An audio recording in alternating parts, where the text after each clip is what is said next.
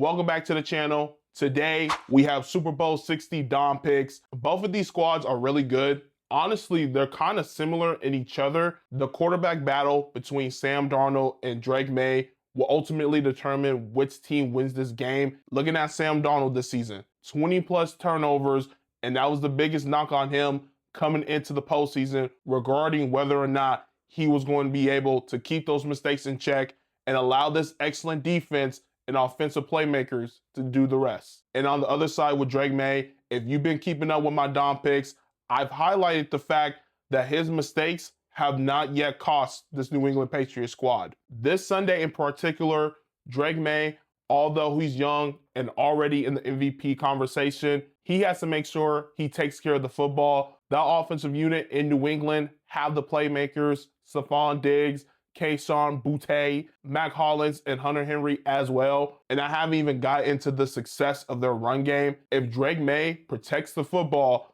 that offensive unit can have some success on the day, even against a stingy Seattle defense. And in the case of Sam Darnold, in this postseason run alone, we've seen through 2 games, he's excellent when he protects the football. Similar to Maye, if Darnold protects the football, they have enough offensive weapons to overcome a stingy New England Patriots defense. This quarterback duel will have a lot of say-so in whichever team wins the Super Bowl. Most importantly, whichever quarterback can avoid the giveaways and mistakes and capitalize on their opportunities will put this team in a position to win the Vince Lombardi. One advantage for the Seattle Seahawks will be that defense, in particular the pass rush. I've noted extensively the struggles of the New England Patriots offensive line, and matching up against that Seattle defensive line that ranked in the top 10 for sacks on the year. That young offensive line in New England might have some struggles in pass protection, along with creating enough holes in the running game. Drake Maye's biggest problems with those giveaways has been because of the offensive line's inability to give him enough time. Plus, a little bit on him with the ball security, having the football get stripped away from him a couple of times in these previous 3 games. Will Campbell versus DeMarcus Lawrence will have a big influence on how well that New England offense could thrive on Sunday. And one more thing to note for the Seattle secondary, rookie safety Nick Emmanwori went down with a low ankle sprain injury in practice Wednesday. The reports are saying that the team is confident he'll be available for Sunday. I'm more so worried about if he's going to be compromised in any sort of way. This Seattle defense uses him in a multitude of different ways, whether it be in the box for the run game or in coverage in the secondary. Plus, if you've been watching carefully this year, he gives a lot of Cam Chancellor energy with his speed and his physicality. This unit will need that type of performance to allow them to be in great shape to win this game. Moving over to the Patriots defense, they looked impressive at all 3 levels. Their pass rush coming into the playoffs was a bit of a concern. They found more ways now to allow their pass rushers to create pressure on opposing quarterbacks. And as a result of that, the Patriots have the most takeaways in these playoffs. For all the success Seattle's had this season, their offense has had stretches where they've struggled to move the football, or in the case of Sam Darnold, he's had problems holding on to the football. If that becomes a problem in this game, this New England Patriots defense will be able to take full advantage of that. For that to happen though, I believe they will focus on Kenneth Walker III.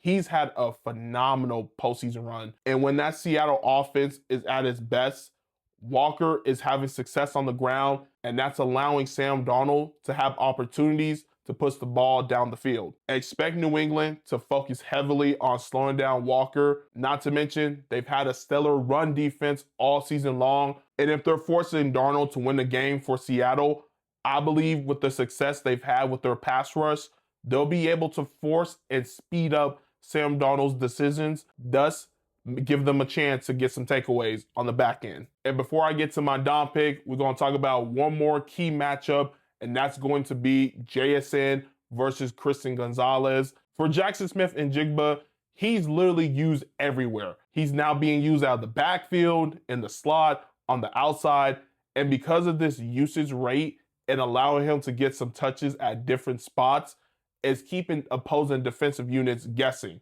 Now for Christian Gonzalez, is going to be a little bit tougher because I'm expecting him to shadow throughout the course of the day. Last time JSN shadowed a wide receiver 1, we go back to the matchup against the Atlanta Falcons where he went up against Drake London. And in that matchup, London was targeted 7 times with only 3 receptions on 67 yards. Gonzo is an elite all-pro corner. JSN is an all-pro wide receiver.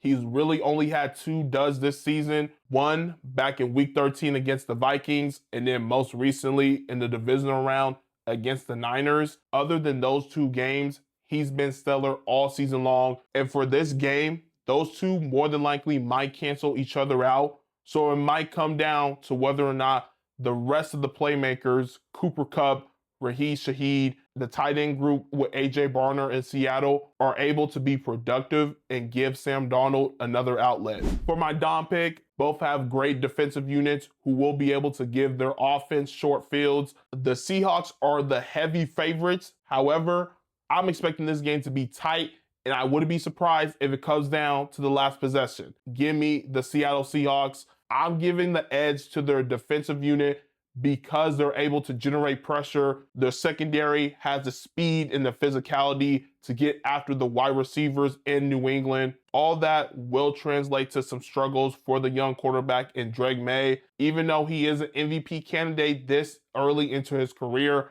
is asking a lot out of a young quarterback who's already had problems with giveaways here in the postseason to overcome that in the biggest game of the year. The Seahawks have been near the top all season long when it comes to getting takeaways. I have no doubt that will continue in this one. Plus, that stout run game I mentioned in New England, it will be difficult to run the football on this front 7 in Seattle, led by Ernest Jones Jr. And when it's all said and done, I believe it's destiny for Sam Darnold to have his bounce back moment here in the Super Bowl, doing just enough to get this team to the finish line and win another Vince Lombardi for the city of Seattle. That's going to do it for me. Let me know down in the comments who you have winning Super Bowl 60. Make sure you leave a like, subscribe to the channel. Football season may be coming to a close, but I will get back to my basketball coverage post All-Star. And if you want to be a part of that, make sure you hit that button.